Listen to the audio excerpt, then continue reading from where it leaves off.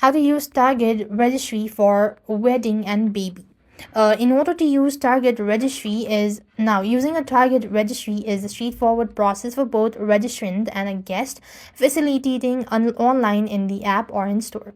First thing first, you want to sign into your existing target account and you just want to set up registry, right? You open the target app, and here you just want to go to set up a registry, which you could find it in my section or you could find it in my target section. If you cannot find one, you could also use the browser version. You could just simply type in a registry/target. When you do that, you have these gift registry and wish list. You could or you have these bride registry. You could just go ahead and type in wedding and baby. You could type in that. You have these target wedding registry. You click onto the first link, and here you could just go ahead and follow on the trail or the follow on the on-screen prompt, and that is how you're going to use target registry for wedding and baby.